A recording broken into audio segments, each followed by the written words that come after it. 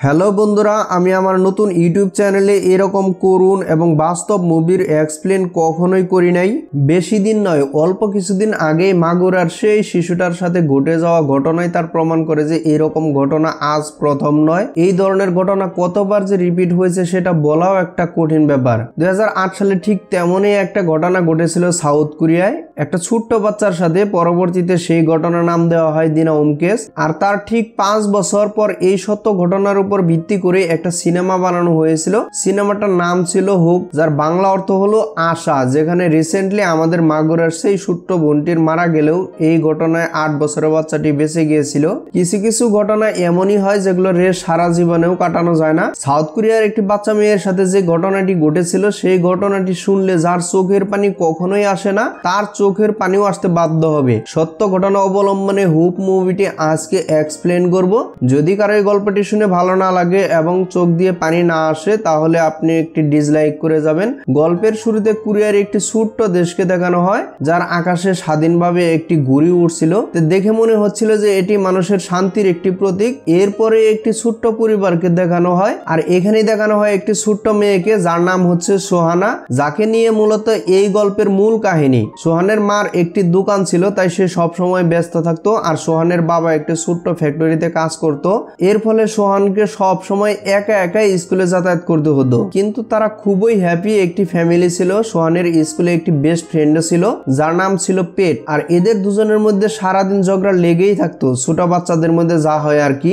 একদিন সকালে সোহানা স্কুলে যাওয়ার জন্য রেডি হচ্ছিল, আর বাহিরেও প্রচন্ড বৃষ্টি হচ্ছিল। তো এর জন্য সোহানের মা এসে সোহানাকে বলল যে আজকে আমি তোমাকে স্কুলে দিয়ে আসি। তখন সোহানা তার মাকে বলে যে আমার স্কুলে যেতে মাত্র 3 মিনিট সময় লাগবে, আমি একাই চলে যেতে পারবো, বরং তুমি তোমার কাজে চলে যাও, বরং তুমি আমার সাথে গেলে তোমার কাজে যেতে দেরি হতে পারে। তখন সোহানের মা বলে যে আচ্ছা ঠিক আছে, কিন্তু তুমি বড় রাস্তা দিয়ে যাবে, কারণ বড় রাস্তাটা একটু সেফ। এরপর সোহানা তার স্কুলের উদ্দেশ্যে রওনা হয়। আর তখন আমরা একটি লোককে দেখতে পাই যে কিনা লুকিয়ে লুকিয়ে সোহানের উপর নজর রাখছিল। এরপরে আমরা গল্পের শুরুতে যে ঘুড়িটিকে দেখেছিলাম স্বাধীনভাবে মনের আনন্দে আকাশে উড়ছিল, সেই ঘুড়িটি এখন মাটিতে পড়ে আছে, হয়তো বা সামনে কোনো বিপদ আসতে চলেছে। এরপরে আমরা দেখতে পাই যে সেই লোকটি সোহানের সামনে এসে দাঁড়িয়েছে, আর লোকটির হাতে সেই ঘুড়িটি। লোকটিকে দেখেই বোঝা যাচ্ছিল যে লোকটি প্রচন্ড ড্রিঙ্কস করে আসছে।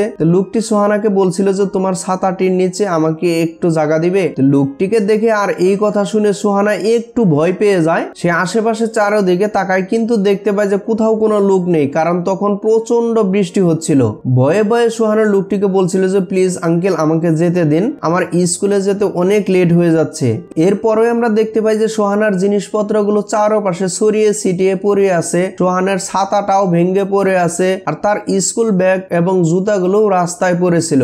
আর এরপরে আমরা দেখতে পাই যে সোহানের রক্তাক্ত ছোট্ট দুটি হাত। এটা দেখে আর বোঝার কোনো বাকি থাকে না যে সোহানের সাথে আসলে কি ঘটেছে। এরপর সোহানাকে উদ্ধার করার জন্য অ্যাম্বুলেন্স আসে, আর সোহানাকে সেখান থেকে হসপিটালে নিয়ে যায়। অন্যদিকে সোহানার মা যখন এই কথা জানতে পারে তখন সে সাথে সাথে হসপিটালে চলে যায়। তবে হসপিটালে থাকা পুলিশ ও পরিচ্ছন্ন কর্মীরা সোহানের মাকে বাধা দেয়, কারণ তারা ভালোভাবে বুঝতে পারছিল যে এই দৃশ্য দেখে সোহানার মা কখনোই ঠিক থাকতে পারবে না। কিন্তু সে তো মা, তার মন কি এত কিছু মানে? এরপরে সোহানার মা সোহানাকে দেখতে পায়, তখন সে আর নিজেকে ধরে রাখতে পারছিল না। মনে হচ্ছিল যেন তার পায়ের নিচ থেকে পুরো পৃথিবী সরে গিয়েছে, কারণ সোহানা ছিল প্রচন্ড রক্তাক্ত এবং আহত অবস্থায় তাকে সেই নরপিশাচ লোকটি রেপ করে মেরে ফেলতে চেয়েছিল। আর তার পুরো শরীরে ছিল প্রচন্ড আঘাতের দাগ। সত্যি কথা বলতে গেলে কোনো মার পক্ষেই তার সন্তানের এইরকম দৃশ্য দেখে সহ্য করার কথা না। এদিকে সোহানের বাবাকে দেখানো হয় সে প্রচন্ড আপসেট হয়ে পড়েছে, কারণ সে সোহানাকে প্রচন্ড ভালোবাসে। সোহানের মা কান্না করতে করতে বলেছিল যে সে যদি সোহানাকে স্কুলে দিয়ে আসতো তাহলে হয়তো আজকের দিনে এই দৃশ্য তাকে দেখতে হতো না। এর মধ্যে ডক্টর এসে তাদেরকে জানায় যে সোহানার অবস্থা খুবই খারাপ, ইউরিনের থলি এবং পাকস্থলী ফেলে দিতে হবে, তার সাথে একটি এক্সট্রা ব্যাগ লাগাতে হবে। এসব শুনে সোহানার বাবা কান্না করতে থাকে এবং ভাবতে থাকে যে এত অল্প বয়সে তার সোহানকে এত কিছু ফেস করতে হচ্ছে।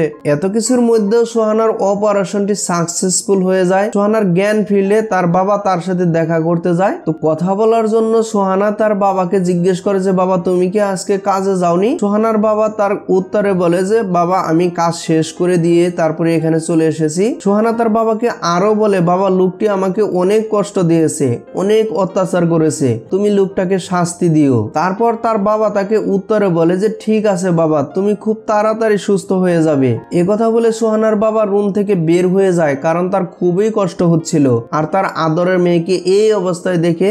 এরপরে সেখানে উপস্থিত হয় একজন পুলিশ অফিসার। সে সোহানার বাবা মাকে জানায় যে কালপ্রিটকে আইডেন্টিফাই করা হয়েছে।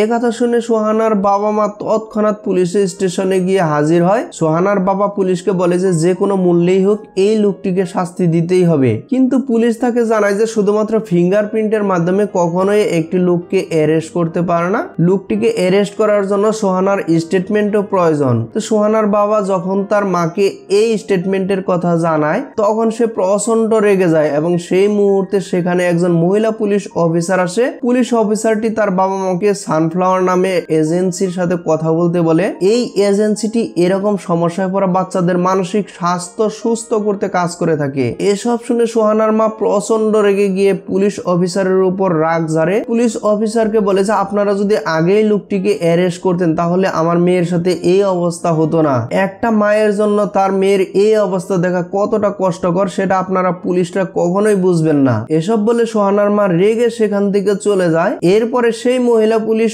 অফিসার তার বাবাকে বলে যে বাড়িতে সোহানার যেসব খেলনা আছে সবকিছু হসপিটালে নিয়ে আসতে, হয়তোবা এসব খেলনা দেখে সোহানার একটু ভালো লাগতে পারে। এটা শুনে সোহানার বাবা বাসায় চলে যায় এবং সোহানার সবচেয়ে পছন্দের যে খেলনা সেটা নাম হচ্ছে কোকোম্যান, সেটা নিয়ে এসে আসে। এরপর দেখানো হয় একজন সাইকিয়াট্রিস্ট, সে সোহানের সাথে কোকোম্যান নিয়ে খেলা করছিল এবং সোহানকে কিছু ছবি দেখিয়ে প্রশ্নও করছিল।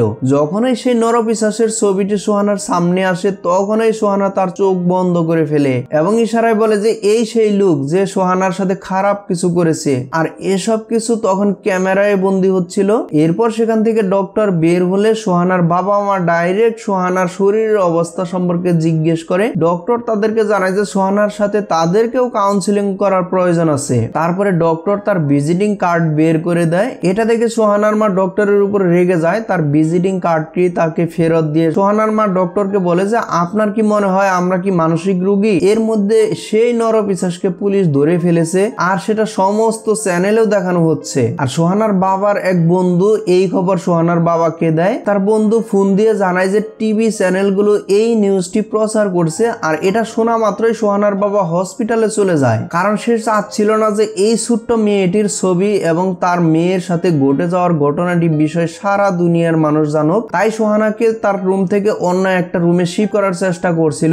যখন সে শিফট করার চেষ্টা করে তখন তার বাবাকে কিছু মিডিয়ার লোক দেখে ফেলে আর সেটা দেখে তার বাবা তাকে কুলে নিয়ে পালাতে চেষ্টা করে। ছোট্ট মেয়েটির সম্মান বাঁচাতে তার বাবা আপ্রাণ চেষ্টা করে আর তার মাও মিডিয়ার লোকদেরকে আটকাতে চেষ্টা করে। এসব ঝামেলার মধ্যেই তার মা হঠাৎ করে অজ্ঞান হয়ে পড়ে যায়, কারণ সোহানার মাও প্রেগনেন্ট ছিল। এই দৃশ্যগুলো কতটা হৃদয় বিদারক সেটা একবার ভেবে দেখুন। বাবা মার জন্য কতটা কষ্টকর হতে পারে তার সন্তানের এমন পরিণতিতে যে কোনো মানুষ এই এক্সপ্রেশনটি শুনে কাঁদতে বাধ্য হবেন। সোহানের বাবা তাকে অন্য রুমে শিফট করার পরে দেখতে পায় তার ওয়েস্টেজ ব্যাগটিও ফেটে গিয়েছে। সোহান তার বাবাকে প্রশ্ন করে যে বাবা আমি কি কোনো অন্যায় করেছি? আর বাবা তাকে বলে যে না মা, তুমি কোনো অন্যায় করনি। এটা বলতে বলতে তার বাবা তার নোংরা জামা চেঞ্জ করতে থাকে। এই সময়ে ঘটে একটি অনাকাঙ্ক্ষিত ঘটনা, যে কোনো বাবার জন্যই প্রচন্ড কষ্টের। তার বাবা যখন তার জামা চেঞ্জ করছিল তখন দেখতে পায় যে তার মেয়ের শরীর ঠান্ডা হয়ে যাচ্ছে। অদ্ভুত এক ব্যবহার করছে তার মেয়ে, প্রচন্ড ভয় পাচ্ছে। এসব দেখে সে বুঝতে পারে না যে আসলে কি হচ্ছে।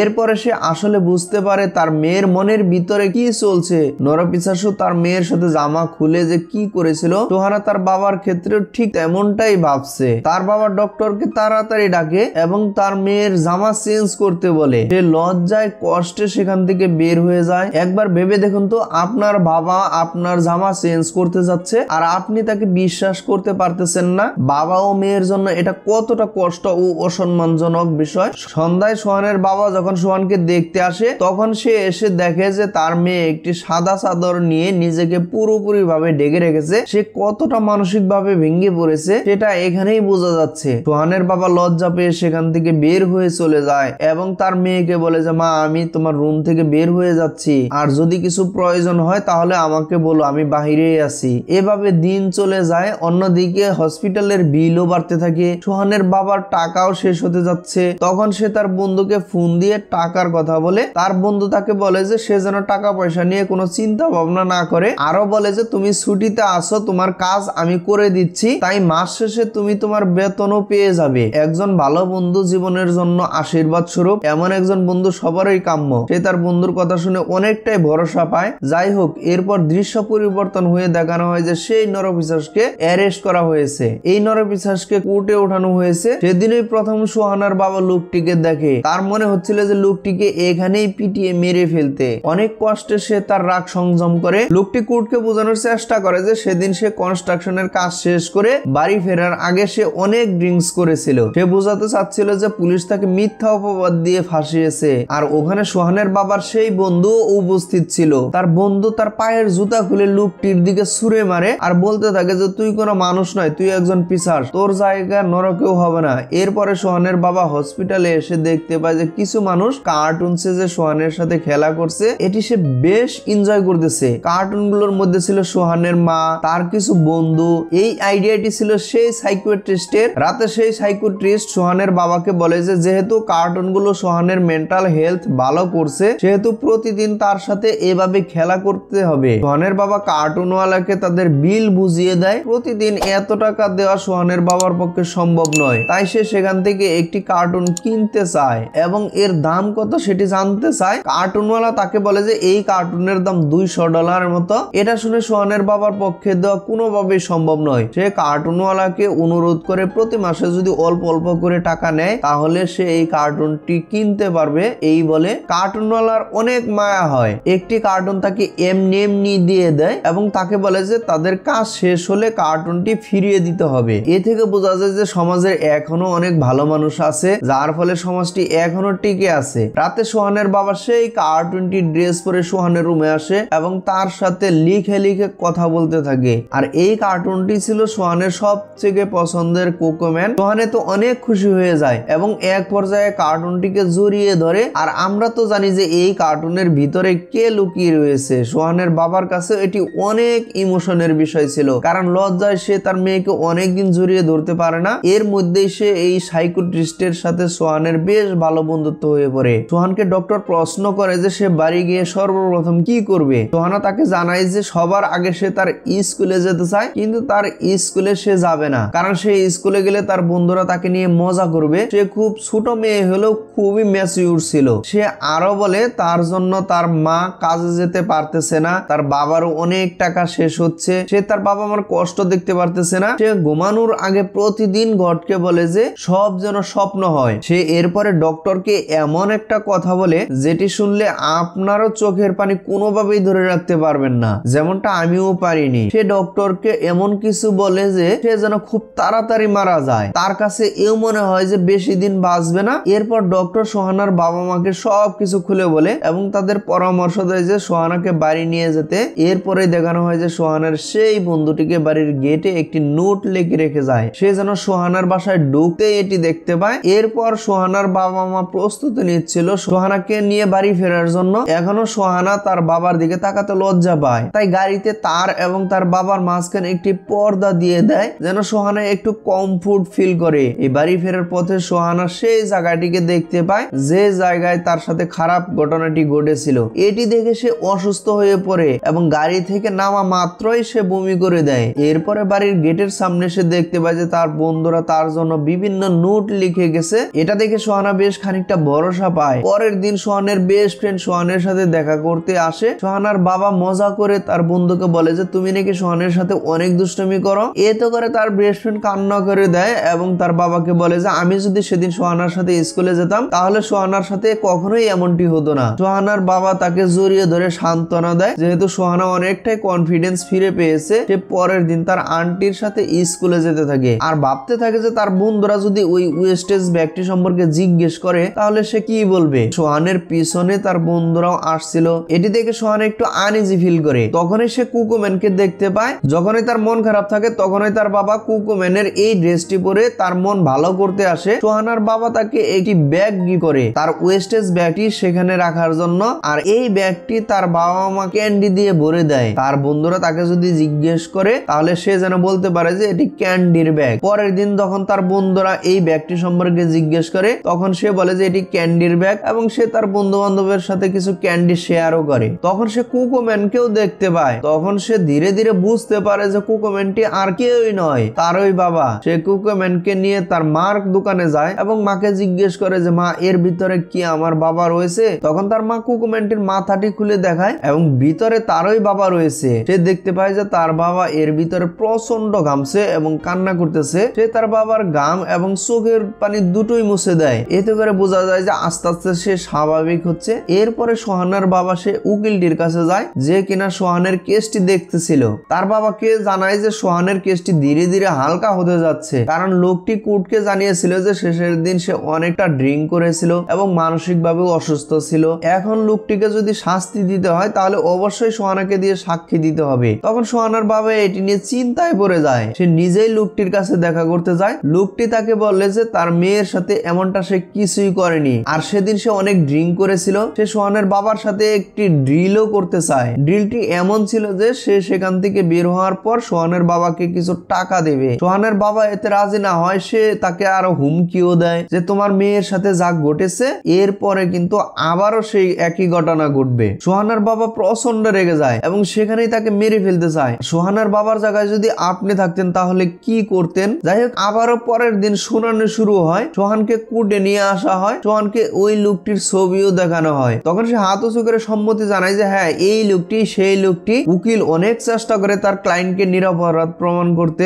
লোকটি নিজেও এটা প্রমাণ করতে চায় যে সে কিছুই করেনি, সেদিন সে মানসিকভাবে অনেক অসুস্থ ছিল। পরে শেষ পর্যন্ত জর্জ লোকটিকে 12 বছরের কারাদণ্ডে দণ্ডিত করে। তখনই সোহানের বাবার সেই বন্ধু দাঁড়িয়ে যায় এবং বলে যে নরপিশাচের তো মৃত্যুদণ্ড হওয়া উচিত, আপনি কিভাবে শুধু তাকে 12 বছরের কারাদণ্ড দিলেন? জজ বলে যে এটাই তার ফাইনাল সিদ্ধান্ত। সেই সাথে সোহানের মাও কাঁদতে থাকে এবং জাজকে বলে যে আমার মেয়েটি আরেকটি হলেই মারা যেত, আপনি শুধুমাত্র একে 12 বছরের কারাদণ্ড দিচ্ছেন। সবকিছু সোহান বাহির থেকে দেখছিল, আর সোহানের বাবা লোকটিকে তখন আক্রমণ করতে চাইবে। ঠিক তখনই সোহান কান্না করতে করতে তার বাবার পা জড়িয়ে ধরে এবং বলে যে ছেড়ে দিতে। এসব দৃশ্য দেখে কোর্টে থাকা সমস্ত লোক কান্না করে দেয় এবং সোহানের বাবাও কাঁদতে থাকে। তার মেয়েকে কুলে করে নিয়ে সেখান থেকে বেরিয়ে আসে। এরপরে দৃশ্য পরিবর্তন হয়। দেখানো হয় যে সোহানের ছোট্ট একটি কিউট ভাই হয়েছে। এতে করে সবাই অনেক খুশি হয়েছে। সোহানও খুব খুশি। সে আস্তে আস্তে স্বাভাবিক জীবনে ফিরে আসে, কিন্তু সে এখনো স্কুলে একা যেতে ভয় পায়। ছুটির অনেক আগেই সে আবার ফিরে আসে, তার ভাইয়ের সাথে খুব ভালো একটা সময় কাটায়। আর ঠিক এমন সময়েই মুভিটি শেষ হয়ে যায়। আমরা আরো জানতে পারি যে পরের সরকার এই লোকটির সাজা বাড়িয়ে 20 বছর করে দিয়েছিল। এখন পর্যন্ত সেই লোকটি কোরিয়ার জেলখানায় রয়েছে। সোহানা এবং তার পরিবারও কোরিয়াতেই বসবাস করতেছে। তো মুভির এক্সপ্লেনটি এখানেই শেষ। তো এখানেই শেষ হচ্ছে আজকের হৃদয় বিদারক ঘটনা। তো বন্ধুরা, আজকের ভিডিওটি কেমন লাগলো অবশ্যই কমেন্ট করে জানাবেন। আর চ্যানেলটি সাবস্ক্রাইব করে না থাকলে অবশ্যই চ্যানেলটিকে সাবস্ক্রাইব করে পাশে থাকা বেল আইকনটি প্রেস করে রাখবেন। আর খুব শীঘ্রই আমি নতুন আরো একটি ভিডিও নিয়ে আসবো। সে পর্যন্ত সবাই ভালো থাকবেন। Bye bye, take care.